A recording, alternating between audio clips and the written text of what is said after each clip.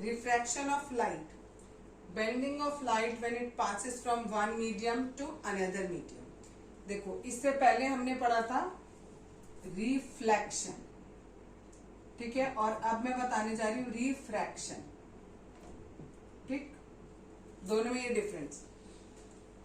जो रिफ्लेक्शन है इसमें हमारा कोई एक सरफेस होता था, लाइट जिस मीडियम से आती थी उसी मीडियम में वापस चली जाती थी, और बीच में हमने ये बनाया नॉर्मल, ठीक है। लेकिन जो रिफ्रैक्शन है उसमें हमारा ये जो सरफेस है ये एक ट्रांसपेरेंट मीडियम होता है, ठीक है। ट्रांसपेरेंट होता है जिसके आर पार दोनों तरफ दिखाई देगा। यहाँ ऊपर एक मीडियम होगा और यहाँ नीचे दूसरा मीडियम होगा। मीडियम का मतलब, मीडियम हमारा सॉलिड, लिक्विड, गैस, 3 मीडियम हो सकते हैं, ठीक है। तो हम क्या क्या ले सकते हैं? अगर हमारा गैस है तो हम एयर ले सकते हैं, सॉलिड है तो हम ग्लास या आइस ले सकते हैं, और लिक्विड है तो हम वाटर ले सकते हैं, ठीक है।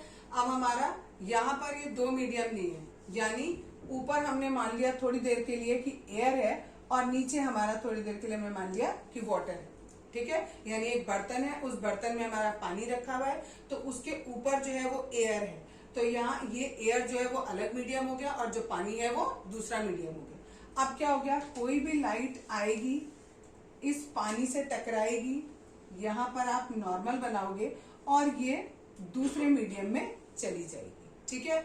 अभी तक हमने क्या पढ़ा था कि जितना ये एंगल होता है उतना ही ये एंगल होता है, ठीक है। यहाँ पर भी यही लॉजिक होता है, जितना ये एंगल होगा इंसिडेंस उतना ही रिफ्लेक्टेड एंगल होगा। लेकिन यहाँ इंसिडेंस एंगल ये है हमारा आई, और यहाँ रिफ्लेक्टेड एंगल हमारा ये है। जब भी हमारी लाइट एक मीडियम से दूसरे मीडियम में जाती है तो वो कभी भी ऐसे स्ट्रेट लाइन में नहीं जाएगी, ठीक है। जब भी लाइट आई किसी मीडियम में, हम उस पर नॉर्मल खींचेंगे, या तो ये लाइट नॉर्मल के पास आ जाएगी या फिर नॉर्मल से दूर चली जाएगी, ठीक है। वो बाद में बताऊंगी कि कब क्या होता है। अभी फिलहाल इतना, अभी हम केवल ये पढ़ रहे हैं कि रिफ्लेक्शन क्या होता है। रिफ्रैक्शन में आपको केवल ये बोलना है कि ट्रांसपेरेंट मीडियम है, लाइट एक मीडियम से आई और दूसरे मीडियम में चली गई। तो यहाँ बोला बेंडिंग ऑफ लाइट। बेंडिंग क्यों बोला? या तो मैंने बोला कि या ये लाइट बिल्कुल कभी भी सीधे नहीं जाएगी, या तो ये इसके पास आ जाएगी या इससे दूर चली जाएगी। तो लाइन तो बेंड हो गई ना। जो भी आपकी लाइट आ रही थी वो ऐसे ना आकर या तो वो ऐसे जाएगी, और या फिर वो ऐसे आकर ऐसे जाएगी, ठीक है। तो ये लाइट आपकी क्या हो गई? बेंड हो गई। इसीलिए हम इसको बोल रहे हैं बेंडिंग ऑफ लाइट। कब हो रही है bending of light? When it passes from one medium to another medium. जब एक मीडियम से दूसरे मीडियम में लाइट जा रही है तब वो क्या हो रही है? बेंड हो रही है। इसी को हम क्या कहते हैं? रिफ्रैक्शन कहते हैं, ठीक। अब इसके भी 2 लॉज होते हैं। जैसे हमने रिफ्लेक्शन में लॉज पढ़े थे, ऐसे ही हमारे रिफ्रैक्शन में लॉज होते हैं। लगभग सेम लॉ है। पहला लॉ, ये हमारी इंसिडेंट रे, ये हमारी नॉर्मल, और ये मैंने बताया आपको क्या होगा, या तो इसके पास आ जाएगी या इससे दूर चली जाएगी। ये आई और दिस इज आर, ठीक है। तो ये जो इंसिडेंट रे है, ये नॉर्मल और ये रिफ्लेक्टेड, तीनों एक ही पॉइंट पर और एक ही सरफेस पे होंगे। दिस इज फर्स्ट लॉ, ठीक। दूसरा लॉ ये है, इसमें हमारा एंगल आई और एंगल आर एग्जैक्टली इक्वल नहीं होता है, ठीक है, क्योंकि बेंड हो गया तो एग्जैक्टली इक्वल नहीं होगा। तो क्या चीज होगा? Sine of I, sine of R, ये दोनों किसके बराबर होंगे? एक कांस्टेंट के बराबर होंगे। अब आप कहोगे साइन आई और साइन आर क्या होता है?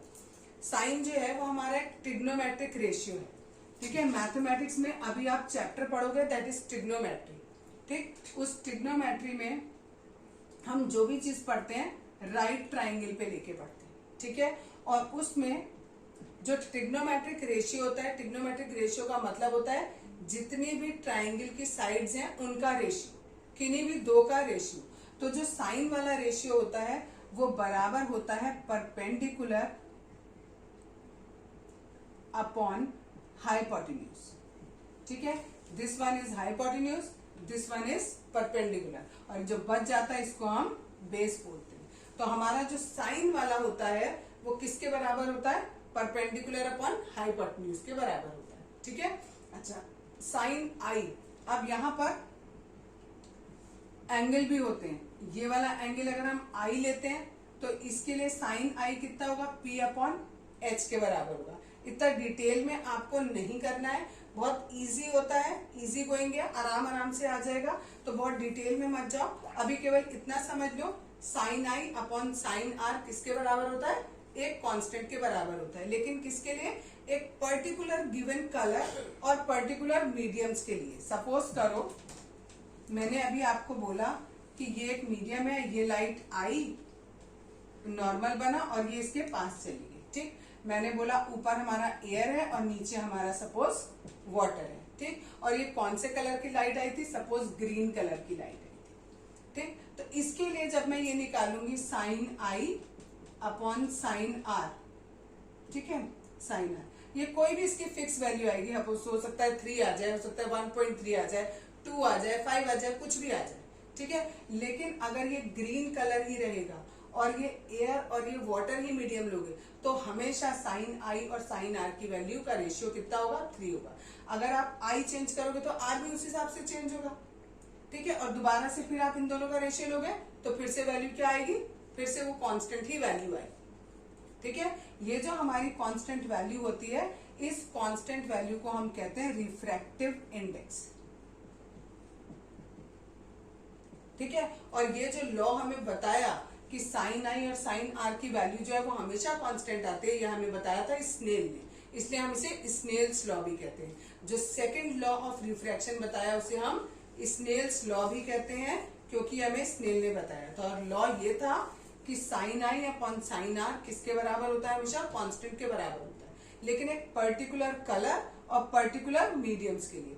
अगर मैं यही ग्रीन कलर रखूं, ठीक, और मैंने यहाँ पर क्या कर दिया, वाटर की जगह पर यहाँ मैंने ग्लास लिख दिया, ठीक है, तो मेरा साइन आई अपॉन साइन आर बदल जाएगा, 3 नहीं रहेगा, हो सकता है 2 हो जाए, हो सकता है 4 हो जाए, कुछ भी हो जाए। लेकिन अगर अब यही मीडियम रखूंगी, अब मैं कोई भी एंगल बदल लूं, फिर जो वैल्यू आएगी वो फिर से क्या आएगी, हमेशा 2 आएगी, ठीक। अच्छा, ग्रीन कलर की जगह अगर मैं रेड कलर कर लूं तो रेड कलर के लिए फिर से चेंज आएगी, लेकिन अगर रेड कलर ही रखा है और मीडियम मैंने सेम लिया है तो हमेशा कैसी वैल्यू आएगी, सेम वैल्यू आएगी। क्लियर।